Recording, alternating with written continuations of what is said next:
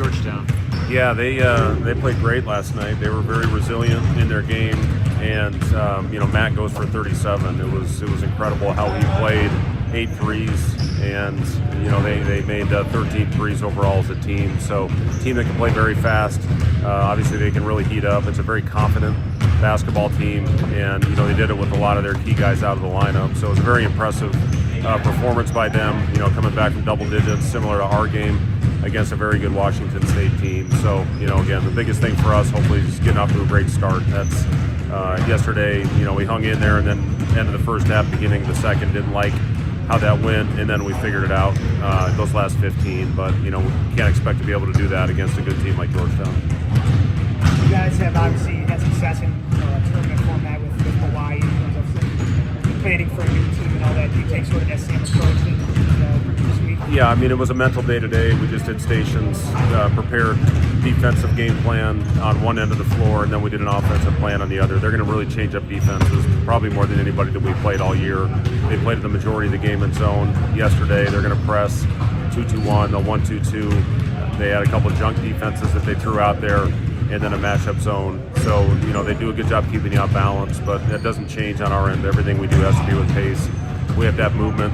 That's when we got a little stagnant last night. That's when Arizona State went on their run. Once we started moving and getting the ball off the rim as opposed to getting out of the net, that's when we went on our run. Arizona State pressed you guys, especially late, to try to get back into that. How do you think your guards handled that, especially if you're going to see more of that tomorrow? You're saying the press? Arizona, yeah, the press. Yeah, you know what? We had a travel on one possession. Sam tried to go behind his back on one. He fell down on one. But then we got layups on a couple other ones. We got the ball in the right guy's hands to get fouled late in the game to keep them at arm's distance. But, we've done a solid job of that this season. And, they're more containment press to get back into their zone, where Arizona State was, at that time of the game was trying to get us to turn the ball over, and they succeeded a few times. But again, we got to be smart with the ball. I thought Kale did a good job with it. I thought Bryce handled it well. Jawan did a really good job, making the simple plays. And again, we went with the smaller lineup, and we haven't practiced with that group a lot. But again, I give Kale a lot of credit for playing a position that he's never really played before, but knowing every spot on the floor, like I talked about last night. So just again, happy for Kale, proud of him, and he had a huge impact on that game last night. When you see your group of seniors like Bryce and Jawan be able to have these last minutes, Bryce another 30-point game that they maybe not would have had it without this tournament. I mean, how much does that excite you as a coach, them being able to have this? Yeah, I mean, this is a great format for these guys to come out and play in this. There's a lot of NBA teams in attendance. I think there was 15 NBA teams in the gym last night, and it's an important time of year. Anytime you can play in the postseason, and it's a pressure-packed tournament. Anytime you play in a one and done like this, there's a lot of pressure involved. And I thought again our guys did a good job of handling that. Bryce was unbelievable, hitting shots early, getting to the free throw line, and another 30-point game. And then Jawan, I think 18, did a little bit of everything for us. So again, you want to go out on a high note with your guys, and we got hopefully two more wins to get to the championship. And it's going to be a tough game each and every time you take the floor, and you got to make adjustments and go out and play 40 complete minutes. You're doing all this while still trying to add another assistant coach. Is there any update on that? And then how have you been balancing just the kind of rework staff out here? Yeah, I'm doing my best. Yes, it's a lot of time on the phone. It's a lot of Zoom calls with recruits. It's talking to agents. There's a lot of things in today's world. Obviously we didn't have to consume time with in the past. You worry about putting your game plan in, and that's where all your time and attention goes. But now, not only with the portal open, but with an assistant coaching position open.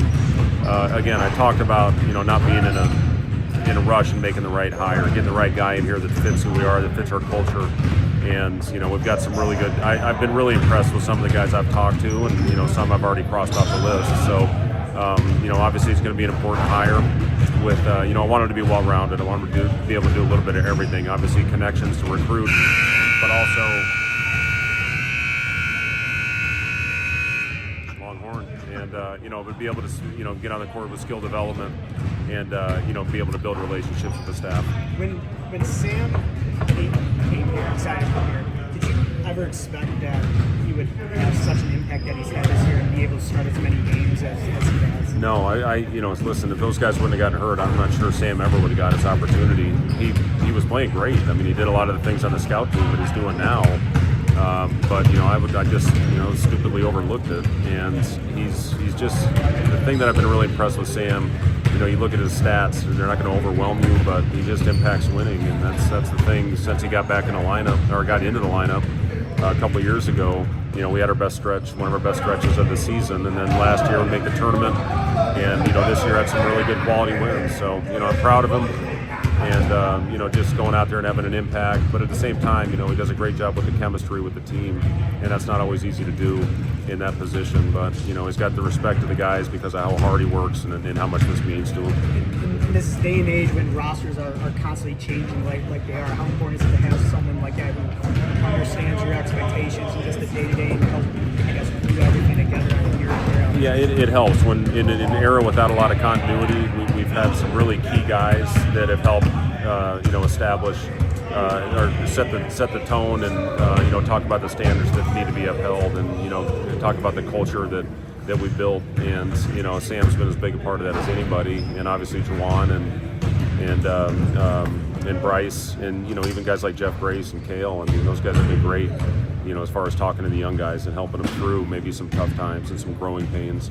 But yes, it's a luxury to have guys that have been in your program. Just one quick one on the staff. You talk about doing virtual stuff. Have you had to do any back and forth as far as the staff leaving Vegas to host recruits or see recruits or anything like that? Have you had to juggle that at all? I haven't left. No, everything that we've done has been on Zoom or on the phone. We've had a lot of introductory type things and Zoom calls, and the kids have understood it. Obviously we had a couple on campus before we came out here, and there's been a lot of work through the phone and virtually with Zoom calls, and we'll see what happens. Obviously, it's an important off season for us, for everybody, and I'm confident that we'll get the right guys in here.